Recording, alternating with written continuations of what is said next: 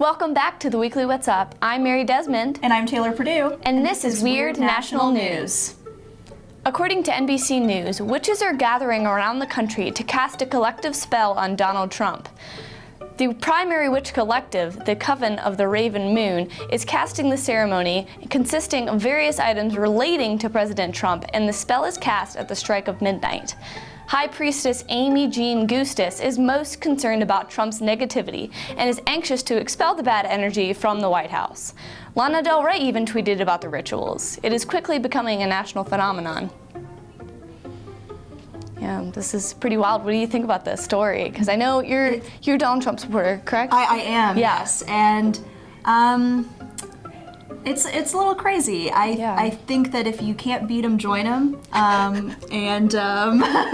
I don't know what practicing witchcraft will necessarily do, but hey, power to them. Yeah, they're just, expressing their freedom of speech. I don't know, freedom of which. I don't know what this is. Exactly. But, yeah. It's totally up to them, and you do you.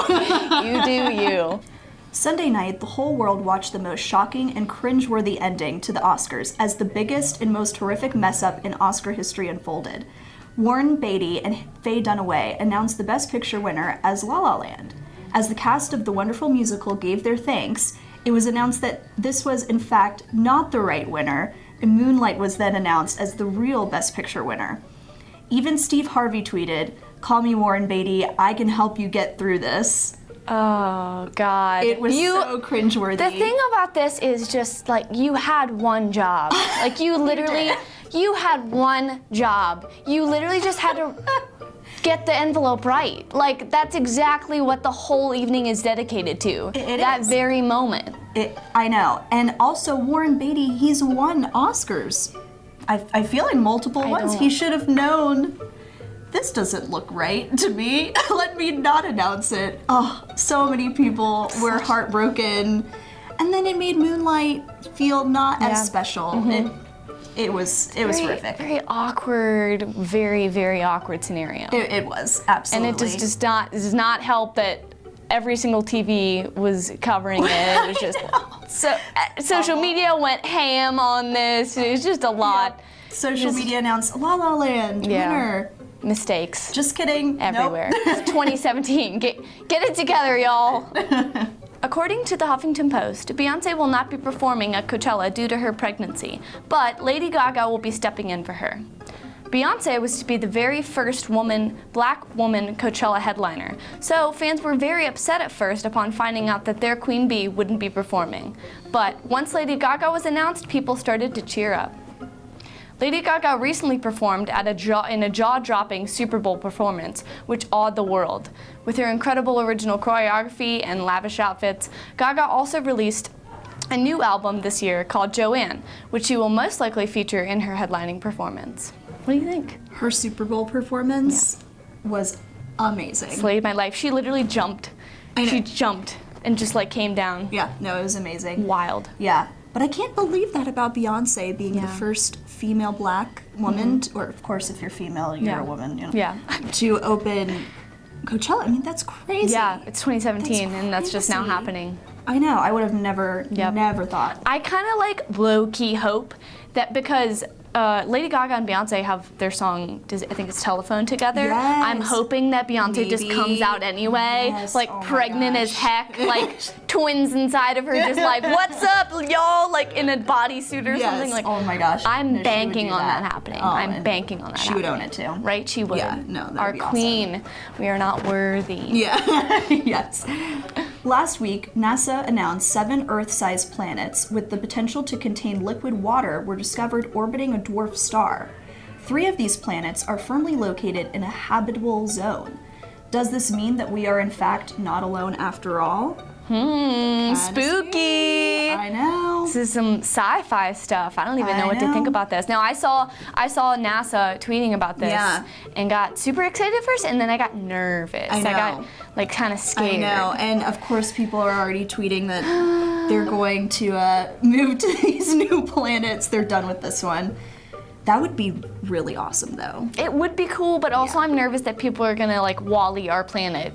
and they're just gonna, it's already, the environmental degradation is already here, and I feel like people are just gonna take that to the next level. They're like, we have other planets, we can trash this one. No. We can't handle people having a different skin color than us. Yeah. How are we going to handle completely different another beings? planet? No, we won't be able to. It's gonna be a mess, but we'll see. You know, it's 2017. We're out here exploring things. I saw a tweet from, actually, I think it was a Virginia Tech student, Nathan Zed. Have you ever heard of him? No. He's like Twitter famous, like YouTube famous. He goes to Virginia Tech. Okay. He quote tweeted the NASA tweet and said, "Young planets, why you trapping so hard?" Like the 21 Savage song. So there's that. That's a good one for your takeaway for the evening. Absolutely. Yeah.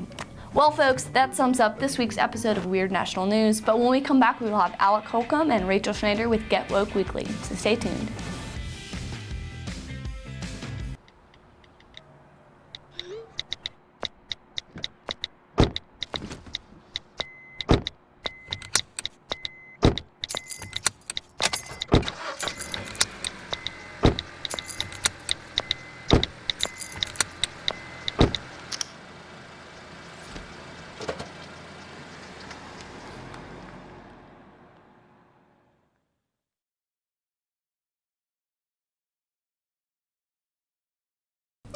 Welcome back to the Wiggly What's Up. I'm Alec Holcomb. And I'm Rachel Schneider. And this is Get Woke Weekly.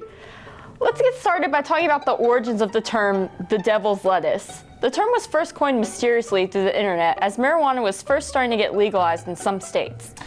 Ever since then, many people have taken sides on the issue, including people who support the drug for cheaper medical reasons, and people who tend to be traditionalists and believe the drug will only lead to further drug problems.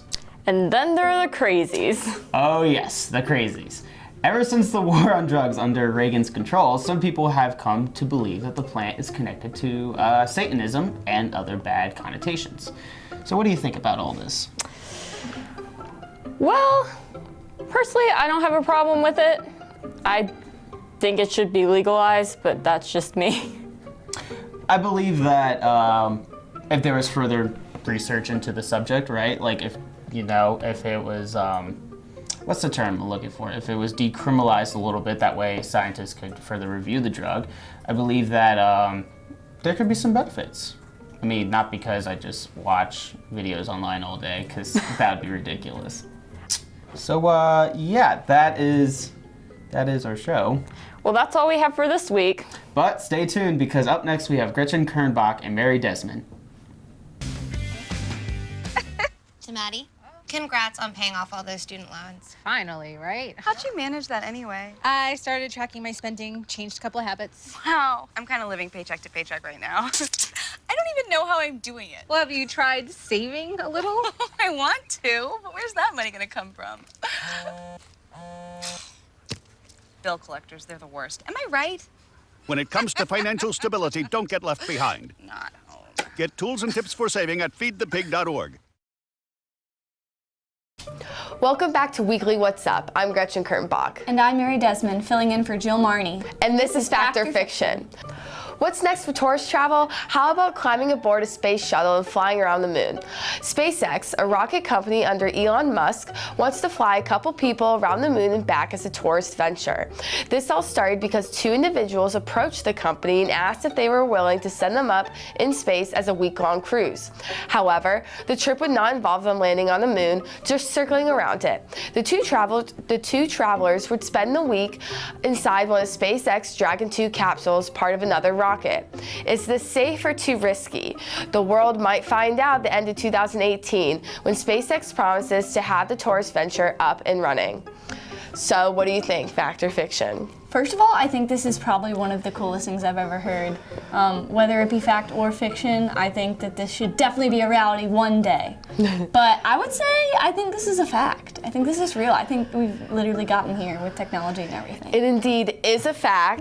At the end of 2018, this company's gonna try and send up these two tourists, but I'm not sure how it's gonna work because I feel like to go up into space, you have to have some knowledge of what to do if something goes wrong, how to work the rocket or whatever. So I'm not sure how they're gonna work this out, but I'm actually pretty excited to see how it ends up turning up. I would definitely pay the money and go through the training to do this. That's just like crazy, dude. You know, we're like real life Jetsons, I guess, kind of. Maybe getting there, who knows? It gives everyone the chance to like see something truly unique. So whether it's end of 2018 or end of 2050, I think we're eventually going to get here. Definitely, one day. Donald Trump continues to surprise this country. The media, of course, continues to take his speeches, rallies, what have you, out of context. This week, President Trump had a special meeting with the nation's governors, where he conceded to them that he didn't know that, quote, healthcare could be so complicated, end quote. Our president went on to make further remarks on how much of a struggle it is to replace healthcare legislation. He didn't realize how much time it would take and how complex the process was. Needless to say, he is quite upset that this legislative struggle for a more exclusive healthcare is cutting into his other presidential endeavors, like going golfing on the weekend. Well, just because this is Trump, I'm gonna go with this probably being a fact, because I'm not saying I was expecting this, but was I not expecting it? No, like, I can totally see Trump totally just tripping over actual president jobs. Yeah, no, it reminds me of the time as in every single day I'm scrolling through my Twitter or my Facebook timeline and I see all these headlines and I'm wondering, is this an Onion article? I really hope so, and then it's CNN. And I'm just like, this is real life. This is actually happening. This is, in fact, a fact, y'all. This is real. Our President of the United States actually said this. He said that maybe some things that he does as president of the free world are hard. But are you shocked? Wow. No, you are not shocked. You're not shocked. Because we all knew coming into this that Trump would indeed be a little tough on everything that's going on. So, like, wow, my job's hard as president of the free world. Wow, this is what I signed up for? The president of the United States? I love it. I love the world we live in. Wow. On February 27th, DJ Khaled teased an upcoming collaboration between Lil Wayne, Justin Bieber, Chance the Rapper, and Selena Gomez. Are Bieber and Gomez over their lovers' feud? DJ Khaled broadcasted a live video from the set that featured all the stars together hanging out behind the scenes. The pictures all looked friendly, Gomez and Bieber appearing next to each other in one of them. However, we all know Gomez and The Weeknd are together now, so perhaps Bieber has finally gotten over his pettiness. So what do you think about this? Gomez and Bieber working together? Fact or fiction? I think this could possibly be fact. I mean, I think that their relationship is well been over, and I think that they need to just get over their immature little fling, whatever that was, for publicity. I think this could definitely be real.